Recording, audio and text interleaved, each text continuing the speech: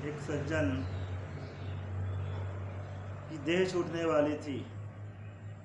सज्जन कहते हैं जो झूठ, चोरी, नशा, हिंसा, व्यभिचार से विरत रहे और सत्संग सुमरन नित्य नियमित रूप से करे, वो सज्जन कहलाता है।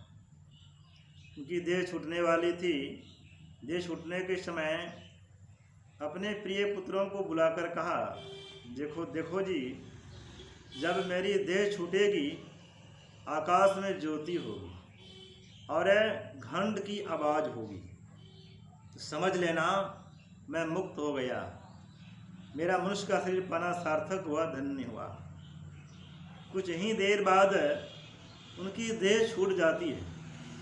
शरीर छूटने के बाद ना ही आकाश में ज्योति हुई, ना ही घंट की आवाज़। पुत्र लोगों को बड़ी चिंता हुई। पिताश्री जैसा बोले वैसा तो नहीं हुआ, इसका मतलब है पिताजी मुक्त नहीं हुए। लोग सुनेंगे तो क्या कहेंगे? जीवन भर भजन ध्यान सत्संग किए, उनकी मुक्ति नहीं हुई, उनका कल्याण नहीं हुआ, और किसका कल्याण हो सकता है? इस बात को गौण कर दिया गया, दाब दिया गया। इस प्रकार 1 वर्ष बीत जाता है। बरखी के अवसर पर, पुण्य तिथि के अवसर पर एक अच्छे महात्मा बुलाए जाते। कहा जाता है महात्मा जी के सामने में किसी बात को छिपाकर दबा करके नहीं रखना चाहिए। सारी बातें, सारा वृत्तांत महात्मा जी को कह सुनाए। सिद्ध महात्मा थे, आंख बंद करते हैं। आंख बंद करने का मतलब ध्यान में बैठते हैं, सब कुछ जान गए। आंख खोलते हैं और कहते हैं सामने में जो बेल का वृक्ष है, उस बेल वृक्ष एक बेल फल तोड़ के ले आओ। फल तोड़ कर लाया गया। महात्मा जी ने कहा इस बेल फल को पत्थर पर पटक दो, शिला पर पटक दो। पटक दिया गया। पटकने के बाद आकाश में ज्योति हुई और घंट की आवाज़ हुई। महात्मा जी ने कहा अब आपके पिताश्री मुक्त हो गए। पुत्र लोगों ने कहा बाबा हम लोगों ने तो कुछ समझा नहीं। महात्मा जी ने कहा आपके पिताश्री सत्संगी थे, भजन ध्यान सत्संग सुमरन करते थे, लेकिन पूर्ण नहीं हुए थे। देह त्याग करने के समय में उनको बेल फल खाने की इच्छा उत्पन्न हो गई। सो बेल कीड़ा बन करके बेल फल का पान कर चुका और अपने जीवन काल में जो जितने अंशों में भजन ध्यान सत्संग सुमरन कर लेते हैं वो व्यर्थ नहीं जाता। उनके तहत उनका जब पुनर्जन्म होगा उनको मनुष्य की देह मिलेगी और मनुष्य की देह में आकर के जब वे भक्ति करेंगे तब उनको पूर्ण रूपेण सफलता मिलेगी। कहने का मतलब है सज्जन को जो मुक्ति मिली, किनसे मुक्ति मिली? उनकी जीवात्मा जो कीड़े की जोनी में चली गई थी, कीड़े की जोनी से उनको मुक्ति मिली। श्राद्ध क्रियादि कर्म होती है, उसमें पंडित लोग श्राद्ध क्रियादि कर्म करते हैं। अगर मनयोग पूर्वक कर्म किया जाए, सदाचार्य ब्राह्मण के द्वारा शुद्ध शुद्ध उच्चारण हो, अगर उनसे लाभ मिलेगा, कितना लाभ मिलेगा? अगर जीव प्रेत की जोनी में चला गया है, प्रेत की जोनी से उनको मुक्ति मिले, कल्याण मिलेगा।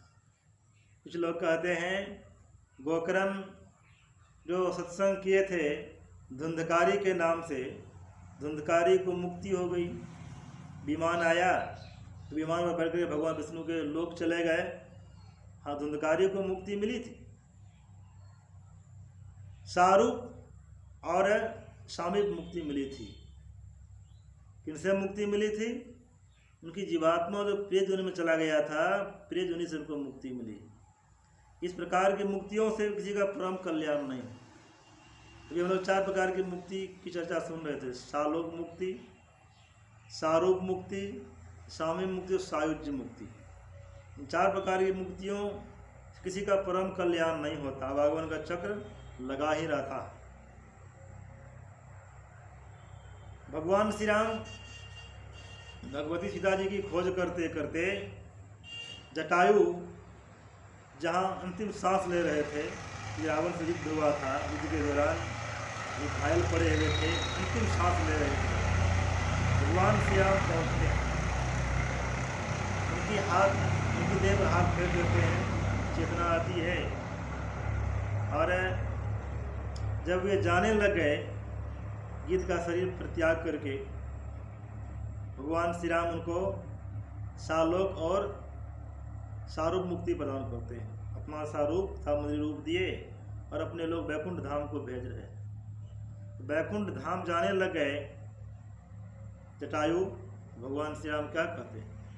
सीता हरण तात जनी कहो पिता से न जाय, जो मैं राम त कुल सहिता कह दसानन जाय। हे तात, सीता हरण की बात मेरे पिताश्री को नहीं बतलाएंगे, अगर बतला देंगे उनको दुख होगा।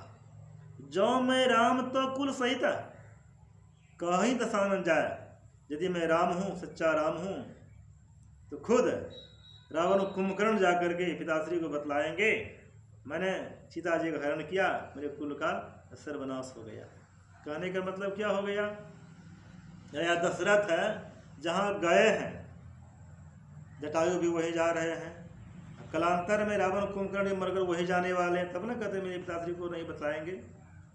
रावण को सालोक मुक्ति मिली, कुंभकर्ण को सायुज मुक्ति मिली, कुंभकर्ण की देह से जीवात्मा जो निकली भगवान श्री राम की देह में प्रवेश कर गई।